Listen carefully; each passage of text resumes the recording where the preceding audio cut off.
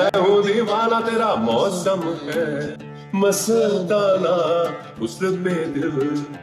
আরেফিন শুভ এবার হিন্দি গান গেয়ে দর্শকের জনপ্রিয়তা অর্জন করেছেন। এবার ঈদে মুক্তি পেয়েছে নীলচক্র সিনেমাটি আলাদা ধাঁচের।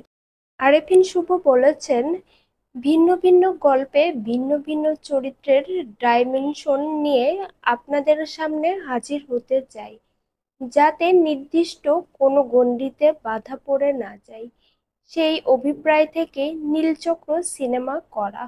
নীলচক্র একটি বাস্তব চরিত্র নিয়ে সিনেমা তৈরি করা হয়েছে। বাবা মেয়ে ভাই বোন সব মিলিয়েই নীলচক্র সিনেমা। তথ্য প্রযুক্তির অবাধ প্রবাহে পৃথিবীতে এখন যে দুষ্ট চক্র ঢুকে পড়েছে, কত কত পরিবার সেই চক্রের বলি হয়ে মুখ থুবড়ে পড়েছে। সেই বাস্তব ঘটনাগুলো নিয়েই কেউ কথা বলতেও স্বাচ্ছন্দ্য বোধ করে না হয়তো। এমন গল্প যারা দেখতে চান তারা অবশ্যই নীলচক্র সিনেমাটি দেখবেন। আবারও নজর কাড়া লুকে র্যাম্পে হাঁটলেন আরেফিন শুভ। তার এই লুক দেখে দর্শকরা মুগ্ধ হয়েছেন। রাহেন রাফি পরিচালিত নূর সিনেমা কবে পাবে মুক্তি, দর্শকরা আশা নিয়ে বসে আছেন।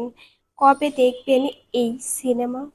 এই সিনেমাটি অনেকদিন ধরেই আটকে পড়ে আছে। এই ছবিটা দিয়েই আরেফিন শুভর আবারও নতুন করে কামব্যাক হতে পারে।